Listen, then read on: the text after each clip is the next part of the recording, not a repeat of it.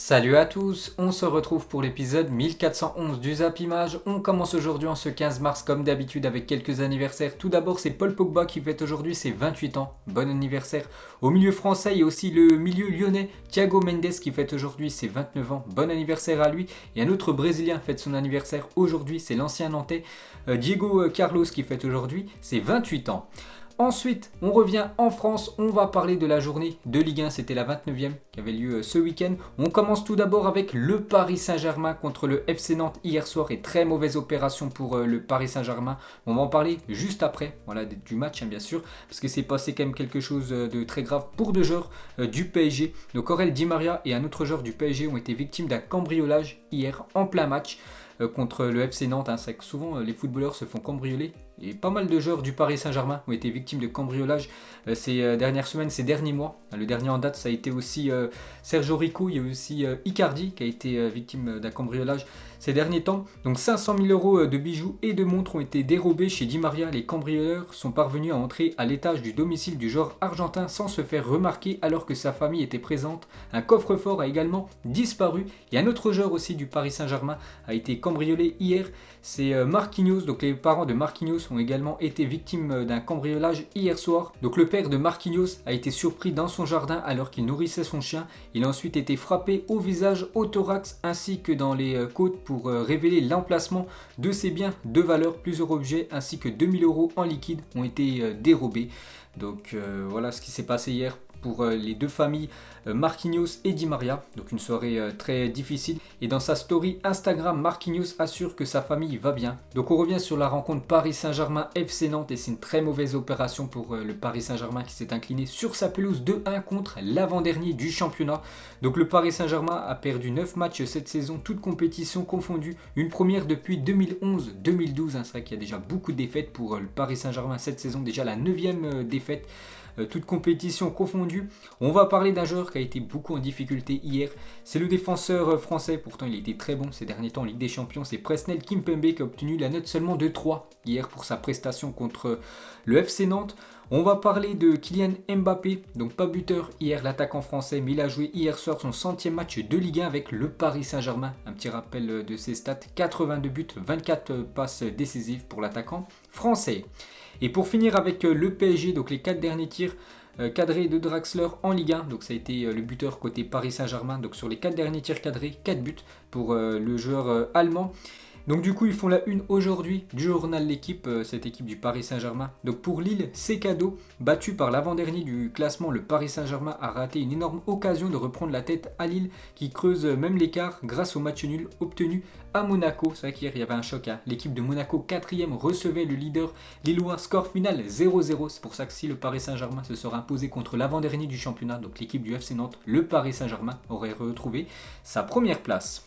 Ensuite, on continue avec les autres rencontres. Il y avait Angers contre l'AS Saint-Etienne et c'est Saint-Etienne qui est venu s'imposer 1-0 du côté de Angers, un but de Cazerie. Ensuite, on va parler du derby entre Nîmes et l'équipe de Montpellier. Score final, un partout entre les deux équipes. Un but de Koné et un but de Andy Delors. Pas de vainqueur dans ce derby. Donc après son but, Andy Delors a célébré en mangeant un bonbon crocodile rouge. Donc en gros, c'est crocodile rouge, c'est l'écusson voilà, de Nîmes. Donc le problème, c'est que le but a été refusé pour un hors-jeu et Nîmes a ouvert le score juste après le karma. Mais bon, Andy Delors a quand même égalisé 10 minutes plus tard pour son équipe de Montpellier. Ensuite, on va parler de l'OM qui jouait samedi après-midi contre l'équipe de Brest. Et nouvelle victoire des Marseillais, 3-1. On peut voir tous les buteurs. À noter que Cuisance, une fois de plus, buteur. Donc il a déjà été buteur en milieu de semaine. Donc parfait pour cette équipe de Marseille. Donc 2 victoires en 2 matchs pour Jorge Sampaoli contre Rennes et contre Brest. Donc des débuts parfaits pour l'entraîneur argentin. Donc quelle image de la joie des joueurs de l'Olympique de Marseille. Parce qu'ils ont vécu quand même des périodes très compliquées cette saison. Puis là, avec le nouveau coach, ça a l'air d'aller pour cette équipe phocéenne. Donc Florian Thauvin, il a dit ce sont des buts qui rassemblent. Celui-là est important aujourd'hui. Ma célébration, c'était pour souhaiter la bienvenue au coach et lui souhaiter un joyeux anniversaire. Parce que samedi, avant-hier, Sampaoli fêtait ses 61 ans, donc c'est pour ça qu'il a fait cette célébration avec le coach argentin. Et toujours avec Thauvin, donc il est impliqué sur 17 buts cette saison, donc en tout c'est 36 matchs, 8 buts et 9 passes D pour l'attaquant marseillais. Et on va parler aussi de Luis Enrique qui se réveille donc face à Rennes, il entre en jeu à la 62e minute. C'est lui qui fait la passe D pour Michael Cuisance et ce week-end il entre en jeu à la 77e minute. Il a quand même réalisé 2 passes décisives, l'attaquant brésilien. Sinon on peut voir tous les autres résultats de cette 29e journée de Ligue 1. Donc Lyon, c'était vendredi, a fait un partout du côté de Reims. On peut voir le match nul entre l'équipe de Lens et l'équipe de Metz. C'était quand même un duel entre deux équipes très bien classées cette saison. Lorient 1 partout contre l'équipe de Nice. Rennes 1-0 contre l'équipe de Strasbourg. On peut voir l'équipe type de cette 29e journée de Ligue 1. Un petit coup d'œil au classement des meilleurs buteurs. C'est toujours Mbappé, 18 buts devant Memphis Depay, 14 buts. Et les meilleurs passeurs de cette Ligue 1, c'est Depay, 9 passes D depuis le début de la saison. Et pour finir avec cette Ligue 1, un petit coup d'œil au classement après 29 journées. Donc c'est toujours le LOSC en première position, le PSG 2e, Lyon 3e. N'oubliez pas que la semaine prochaine, énorme choc, dimanche à 21h, Lyon reçoit l'équipe du Paris Saint-Germain. Donc Monaco toujours 4e, Marseille remonte à la 5e position. Ensuite, direction l'Angleterre, on commence avec le derby du nord de Londres entre Arsenal et Tottenham et c'est les Gunners qui se sont imposés 2-1 contre l'équipe entraînée par José Mourinho. On peut voir tous les buteurs. Donc Arsenal remporte le derby du nord de Londres. On va parler du magnifique but de Eric Lamela, le joueur de Tottenham, c'est lui qui a ouvert le score sur un magnifique coup du foulard. Donc magnifique but, je ne sais pas si vous l'avez vu, il est tout simplement splendide. Donc la réaction de Reguilón sur le but de Lamela, donc il était complètement choqué.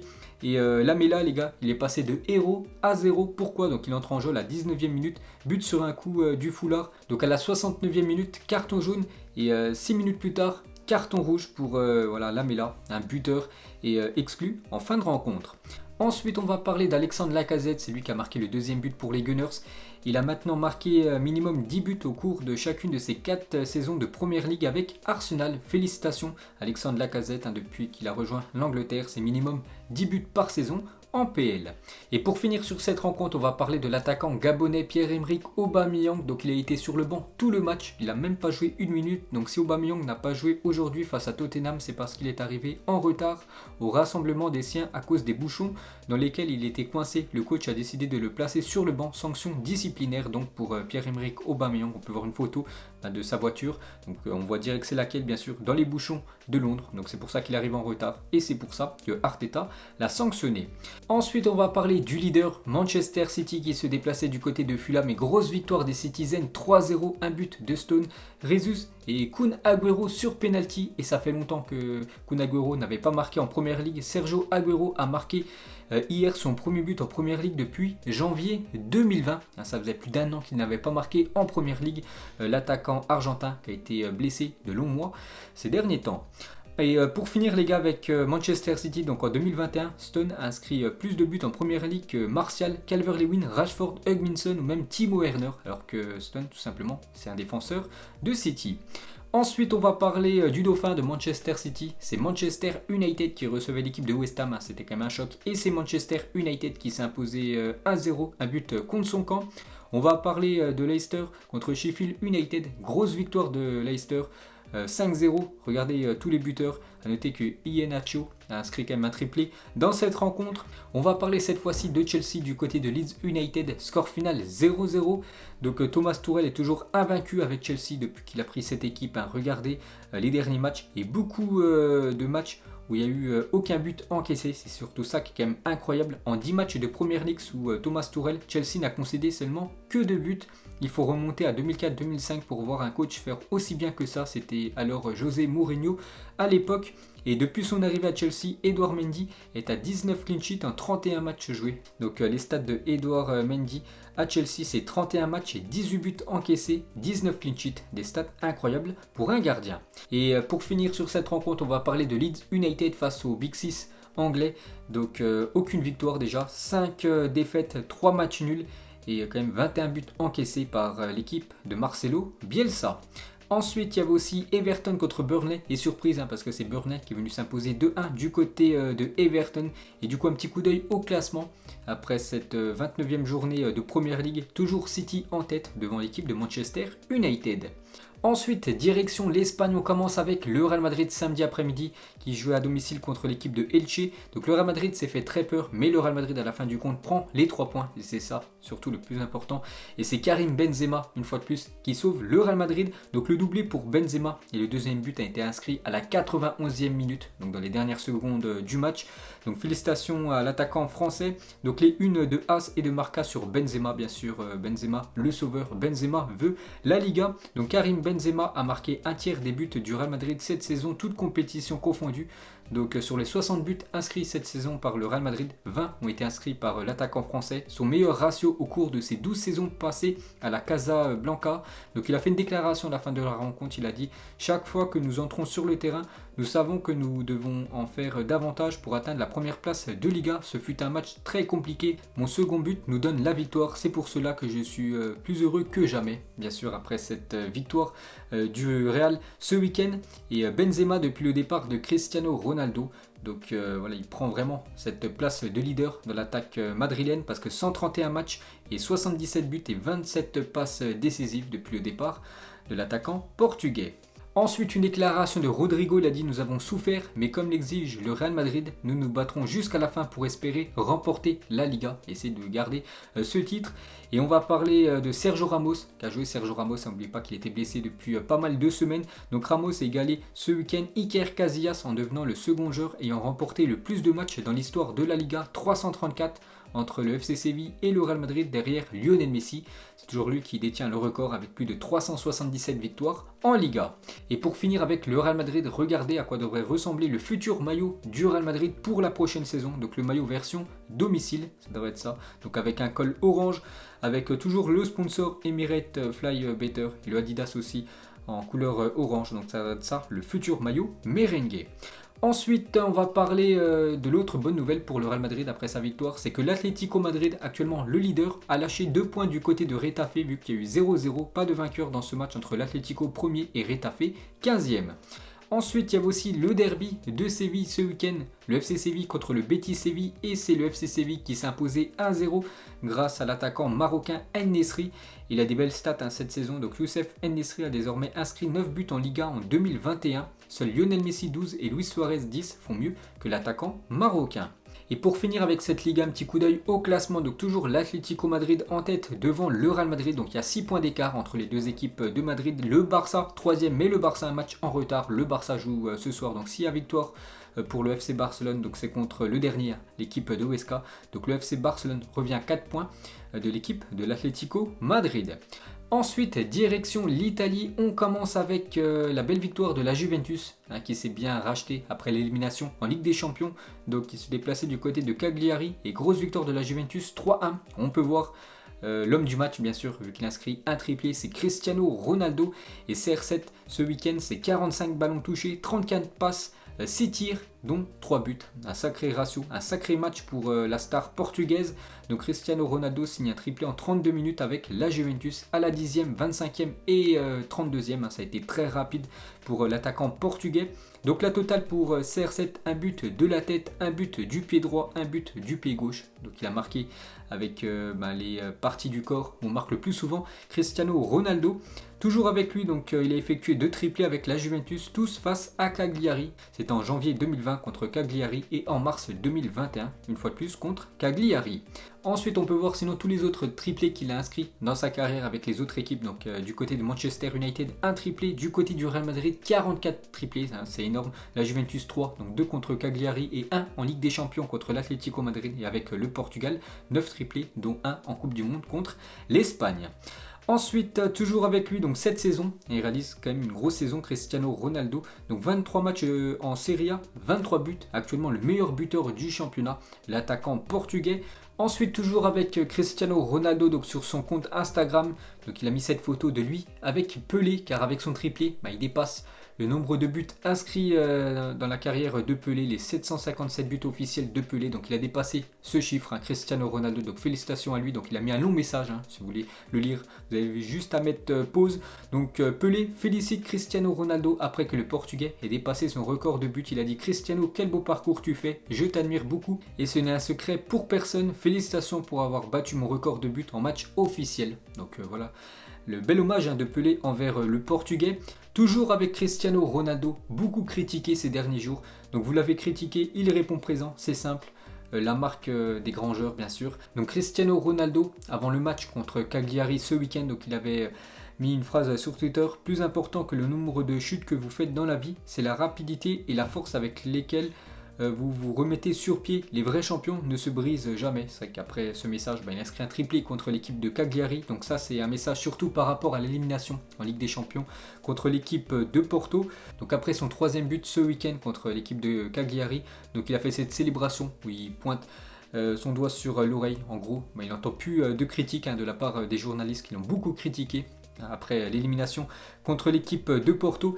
Et CR7 fait toujours la une des journaux sportifs espagnols, donc la une du journal AS, donc la une de AS avec un potentiel retour de CR7. Le Real Madrid verra son nombre de buts augmenter considérablement, mais son salaire serait un énorme frein pour son retour. Le joueur accepterait de baisser son salaire et de compenser avec les droits d'image. Bien sûr, si Cristiano Ronaldo venait à revenir du côté du Real Madrid, il devrait absolument descendre son salaire, qui est énorme bien sûr. Ensuite, on va parler de l'Inter Milan du côté du Torino. Victoire de l'Inter 2-1, un but de Lukaku et Lautaro Martinez. Donc l'Inter est invaincu sur ses 11 derniers matchs de Serie A. Donc son bilan, c'est 9 victoires, 2 matchs nuls, 24 buts inscrits, seulement 5 buts encaissés. Donc un futur champion normalement de la Serie A, cette équipe de l'Inter. Ensuite, on va parler de l'autre Milan, l'équipe de l'AC Milan qui réalise la très mauvaise opération du week-end en s'inclinant 1-0 sur sa pelouse contre l'équipe de Naples. Donc Naples 5e revient à 6 points de l'AC Milan 2e. Maintenant, l'AC Milan est à 9 points de l'équipe de l'Inter, actuellement leader. Ensuite, il y avait aussi Parme contre l'AS Roma. La victoire de Parme 2-0 contre les Romains. Et du coup, on peut voir le classement de cette Serie A. L'Inter 1er, Milan AC 2e, la Juventus 3e. Et pour finir ce tour d'Europe, on termine comme d'habitude avec le championnat allemand. Donc le Bayern se déplaçait du côté du Werder. Victoire du Bayern 3-1. Goretzka, Serge Gnabry et Lewandowski, une fois de plus buteur. Donc Robert Lewandowski est devenu ce samedi le 2e meilleur buteur de l'histoire du championnat d'Allemagne avec 268 buts. Seul Gerd Müller fait mieux que le Polonais avec 365 réalisations. Donc bien sûr, s'il reste encore quelques saisons du côté de l'Allemagne, donc Robert Lewandowski pourrait dépasser la légende Gerd Müller. On va parler aussi de Kimmich qui a disputé ce samedi son 250e match. On peut voir son palmarès impressionnant quand même. 5 fois il a remporté la Bundesliga, 4 fois la Super Coupe d'Allemagne, 3 fois la Coupe d'Allemagne, une fois la Ligue des Champions, une fois la Super Coupe UEFA, un mondial des clubs. Donc 250 matchs disputés pour 28 buts et 70 passes décisives pour le milieu allemand. Ensuite, le dauphin du Bayern, le RB Leipzig contre Francfort, score final 1-1 entre ces deux équipes. Donc Leverkusen s'est fait surprendre à domicile contre le promu Arminia Bielefeld, 2-1 pour l'équipe visiteuse. Le Borussia Dortmund s'est imposé 2-0 contre le Hertha Berlin, un but de Brandt et un but de Moukoko. Le jeune joueur du BVB, donc Youssoufa Moukoko, est devenu hier le plus jeune joueur de l'histoire à inscrire 3 buts dans les 5 grands championnats européens. Il n'a âgé que de 16 ans et 113 jours, et déjà son 3e but avec l'équipe professionnelle du Borussia Dortmund, donc c'est quand même énorme. Et n'oubliez pas ses stats avec les sections jeunes. En U17 et U19, c'était 141 buts en 88 matchs, et là en professionnel 3 buts en 371 minutes pour le jeune Moukoko. Et pour finir avec cette Bundesliga, un petit coup d'œil au classement, le Bayern en première position devant le RB Leipzig 2e, Wolfsburg qui s'imposait 5-0 contre Schalke 04 conserve sa 3e place. Ensuite, jetez un coup d'œil au programme de la journée. Donc ce soir, Wolverhampton reçoit l'équipe de Liverpool à 21h. Et dans le même temps, il y a aussi le FC Barcelone qui joue contre le bon dernier du championnat de Liga, l'équipe de Huesca. Et pour finir ce zap image, les gars, une info insolite. Donc Mohamed Eni, donc un célèbre youtubeur, dimanche dernier, quand l'OM joue en Coupe de France contre l'équipe de Canet-en-Roussillon, donc il a dit: l'OM perd contre Canet-en-Roussillon, je viens en personne au Canet, je traverse tout le centre-ville tout nu. Et aujourd'hui, donc hier les gars, il a respecté ce qu'il a dit, il allait du côté de Canet-en-Roussillon. On peut voir que même ça fait la une des journaux catalans, l'Indépendant, où c'est marqué en une, Canet bondé de jeunes pour voir le fan de l'OM tout nu en ville. Donc il y avait beaucoup de monde pour attendre bien sûr le célèbre youtubeur Mohamed Eni. Donc voilà les gars, la fin de ce zap image 1411. Donc si ça vous a plu, un petit like et on se retrouve demain pour le prochain épisode. Ciao à tous.